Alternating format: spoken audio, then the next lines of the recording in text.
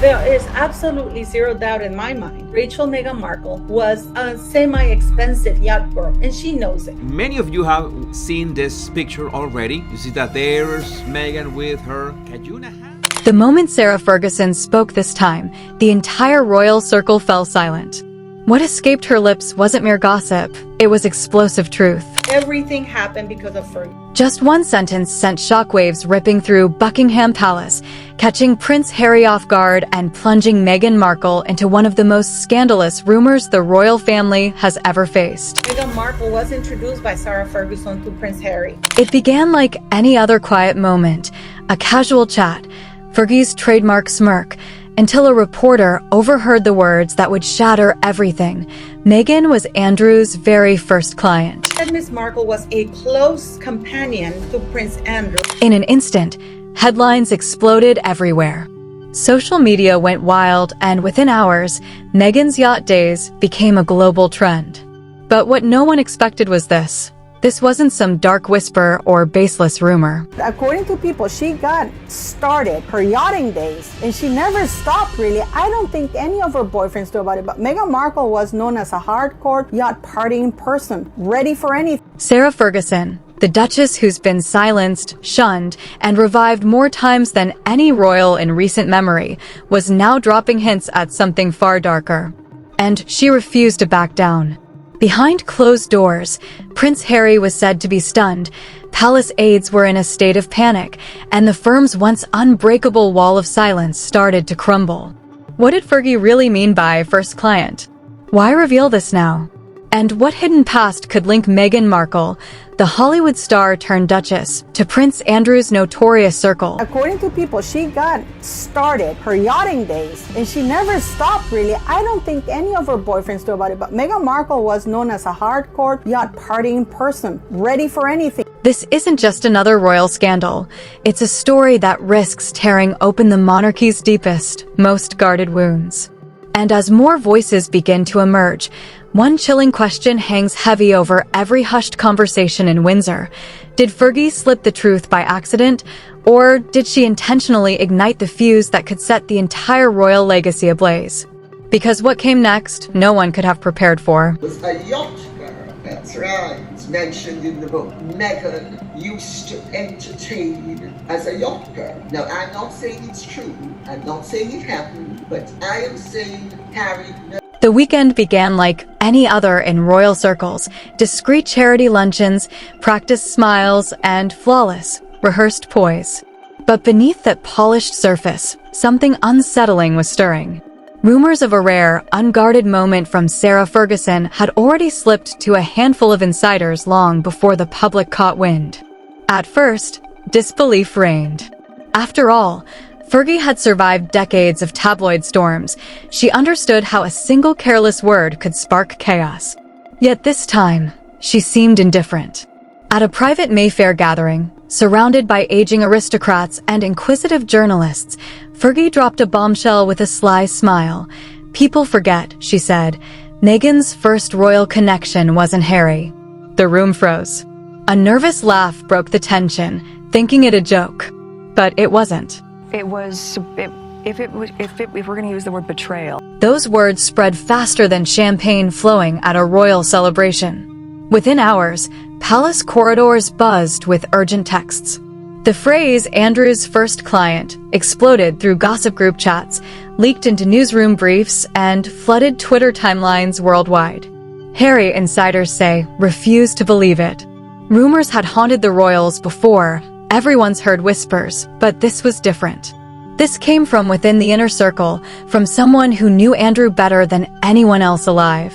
What might have been dismissed as idle gossip suddenly spiraled into a full-blown credibility crisis.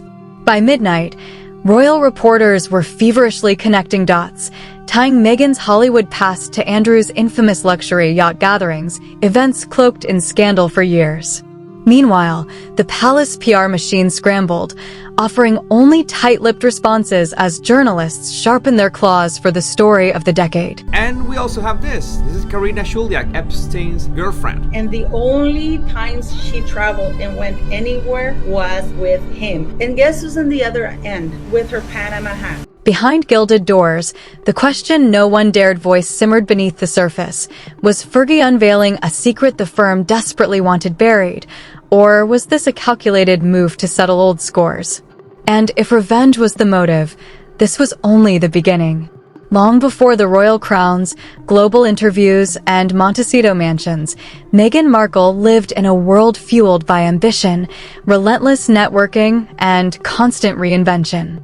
Hollywood was ruthless to newcomers, and Meghan understood that better than anyone.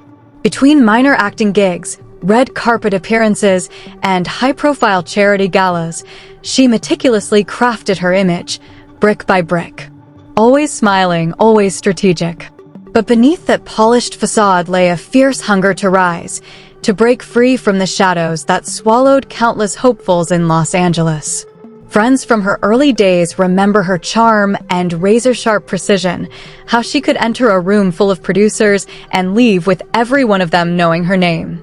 She navigated effortlessly through elite social circles, mingling with business tycoons, celebrities, and even a handful of royally connected figures who frequented the same exclusive luxury events. Jeffrey Epstein was also Harvey Weinstein, very prominent. There were members. Meghan Markle was just one of the working girls for Soho House. Call girl, working girl, escort, whatever you want to call it. That's what she was. Among these exclusive gatherings were the elite yacht parties, lavish floating retreats where deals were sealed, introductions made, and reputations often shaped. These weren't the sleazy scenes tabloids loved to exploit, but they were far from innocent. Bonds formed there came with whispers, favors owed, and silent debts. Rumors swirl that Meghan attended several such events while crafting her image, seeking a foothold among the powerful. There's no concrete proof, only scattered sightings, anonymous whispers, and suggestive photos that surfaced years later. But it's precisely this haze of half-truths that gave Fergie's words their sting. By tying Meghan's yacht days to Prince Andrew's world, Ferguson didn't just drop a rumor, she rewrote Meghan's pre-royal story in the public eye. To the tabloids, it was irresistible. The actress who conquered Hollywood, then the palace, possibly connected to its most notorious figure. True or not, the story wielded power because in the royal realm, perception often cuts deeper than proof. And Fergie understood that all too well. The amount of information people have about the monarchy varies greatly depending on where they were raised. For Meghan Markle, growing up in the United States meant that she didn't know much about the royal family she found herself marrying into. To truly feel the weight of Fergie's words, you have to step into the tangled shadow of Prince Andrew, a man once hailed as a royal icon, now forever linked to scandal and disgrace. For years, Andrew lived a life of unchecked privilege, reveling in his title and the doors it opened. From opulent island retreats to exclusive yacht parties in the Mediterranean, he was the very picture of royal indulgence. Those close to him spoke of a man consumed by luxury, obsessed with status, and surrounded by enablers who fed his excesses. But that carefully crafted illusion shattered quickly. His ties to powerful financiers and controversial figures transformed his name into a toxic headline. The infamous association with Jeffrey Epstein, his disastrous interview that humiliated the monarchy, each scandal left deeper cracks in his once spotless reputation. By the time Fergie's bombshell comment leaked, Andrew was already seen as the royal family's greatest liability, the weak link they struggled to protect without fallout. That's what made the connection to Meghan so incendiary. Linking her to Andrew wasn't just a personal attack, it was a devastating charge. It tied the Duchess, already a lightning rod in the public eye, to the darkest and most damaging chapter in recent royal history. Here we have Andrew, with whom looks like Marcus Anderson. This is in 2001, when Meghan Markle would have allegedly been on third year. Meghan Markle hardly spent any time at Northwestern University. The mere hint that Meghan might have crossed paths with Andrew's inner circle long before marrying Harry sent tabloids into a frenzy. For the monarchy, it was a nightmare unfolding live. Two of their most controversial figures suddenly tangled in one explosive story. While Andrew stayed silent and hidden from the public eye, Fergie's words breathed new life into his shadow, stretching it directly over Meghan's carefully polished image. Because when Andrew's name enters the conversation, silence is no longer an option. When Sarah Ferguson speaks, people usually listen out of curiosity. But this time, her words hit like a lightning bolt across royal society. During what was supposed to be an off-the-record chat at a discreet London square, Fergie leaned in, that mischievous glint in her eye, and dropped a bombshell that froze the room. Let's just say Meghan was Andrew's first client. Casual, almost playful in tone, but the air shifted instantly. Those few words carried a weight that could scorch reputations. Within hours, the comment leaked. By dawn, journalists circled like predators, dissecting every syllable. Was client a jab? A metaphor for Meghan's sharp networking? Or a darker, more literal hint tied to Andrew's infamous past? The ambiguity fueled the frenzy. And if you think it was just one trip, think again. There were multiple trips and plenty of photos leaked to back it up. 2 images surfaced that stirred the storm. Fergie, for her part, neither confirmed nor denied the claim. Instead, she retreated behind her familiar blend of denial and charm, subtle smiles when pressed, expressions that said everything and nothing at once. Palace insiders were reportedly furious. Communications teams scrambled to distance senior royals from the fallout, while whispers spread that Fergie had once again gone off script. But beneath the fury, a quieter truth lingered. Fergie knew exactly what she was doing. Her public life has always danced on the razor's edge between confession and chaos. This wasn't a slip, it was a deliberate spark. By linking Meghan's name with Andrew's scandal, Fergie didn't just stir up old gossip, she rewrote the royal narrative entirely. Suddenly, Meghan's silence seemed suspicious, Harry's anger appeared justified, and the world waited for a response that never came. And just as the storm seemed to settle, a new question emerged: why now?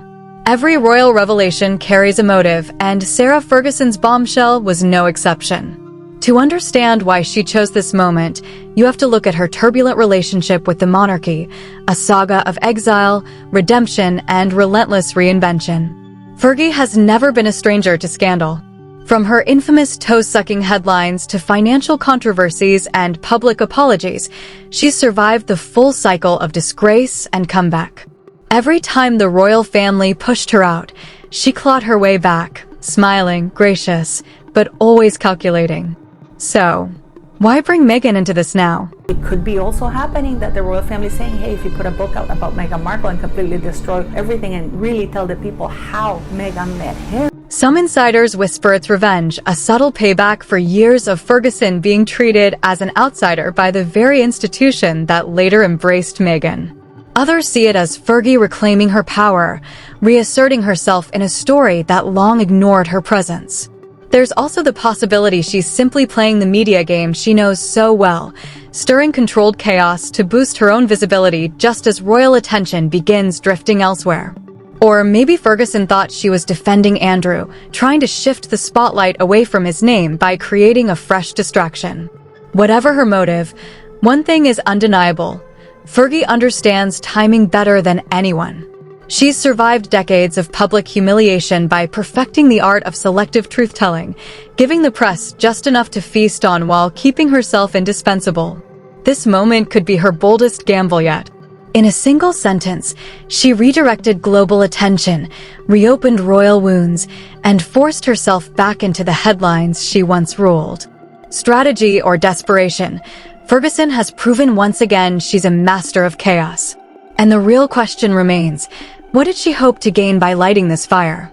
The morning after her alleged comment exploded across tabloids, Buckingham Palace slipped into quiet crisis mode. No official statements, no press briefings, just a wall of silence thicker than the palace gates themselves. But behind that calm facade, chaos reigned.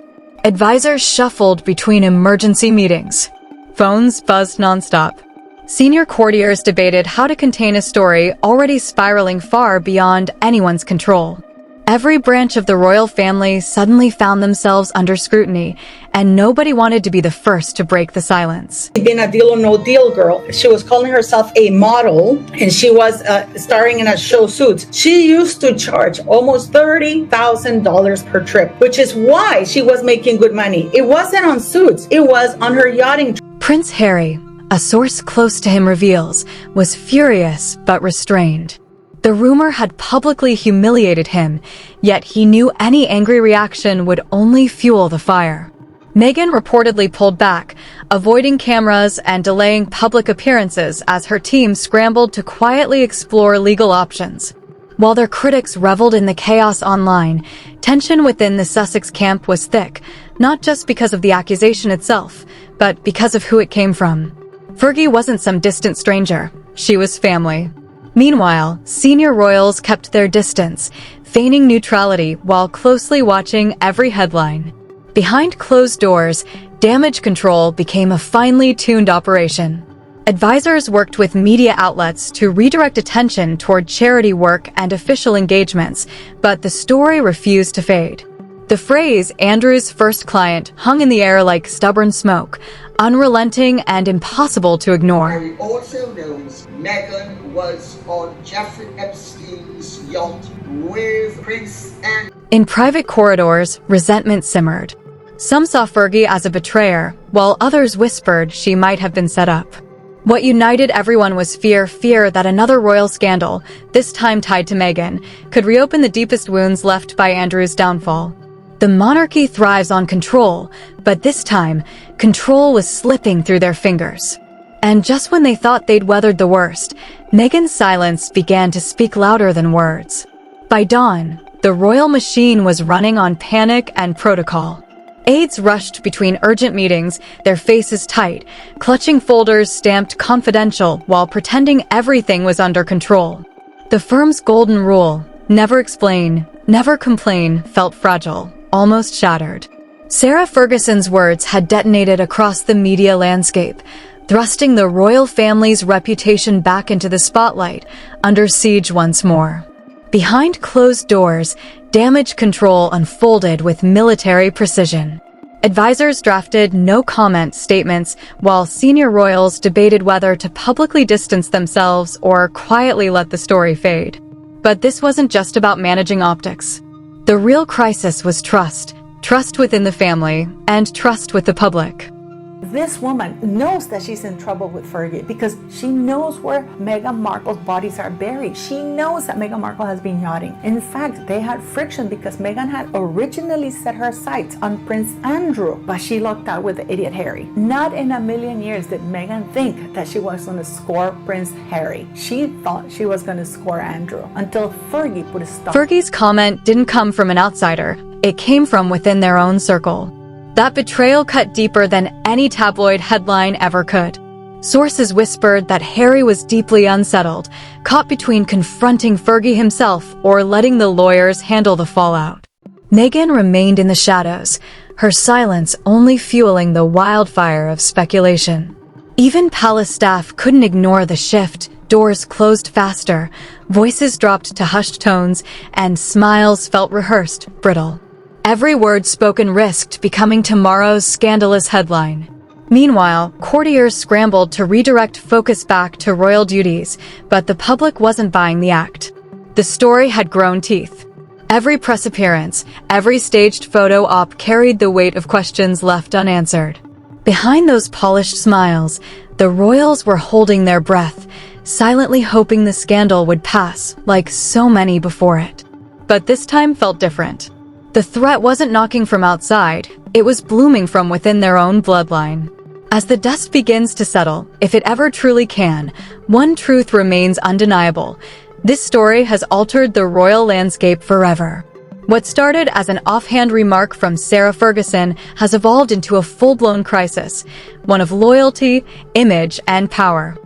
In my opinion, in my analysis, and my experience of decades, this kind of analysis for me is the real deal. If a photo such as this of Meghan Markle with Prince Andrew years ago surfaces, that will be quite honest. Meghan's silence still hangs heavy, like a storm cloud ready to break. Harry's trust feels fractured, and once again, the royal institution finds itself grappling with ghosts it hoped were long buried. But maybe that's just the pattern with this family. Every time they try to control the story, another secret slips out, cracking the carefully built facade. Now, the real question isn't whether Fergie went too far, but what else she's keeping quiet. Because if this is what she's willing to say in public, imagine the whispers echoing behind the palace walls. And if you think this story is shocking, just wait until you hear how deep the next one goes. In our previous video, we revealed how King Charles blindsided Prince Andrew, leaving Fergie and the palace stunned and royal loyalties shaken to their core. If you missed it, make sure to watch that episode next. It connects perfectly to this tangled royal drama. This is Star Spotlight, where truth glimmers even in the shadows. Stay curious, stay bold, and remember, in the world of royalty, nothing is ever truly private. Watch our last episode now before the next royal shock hits.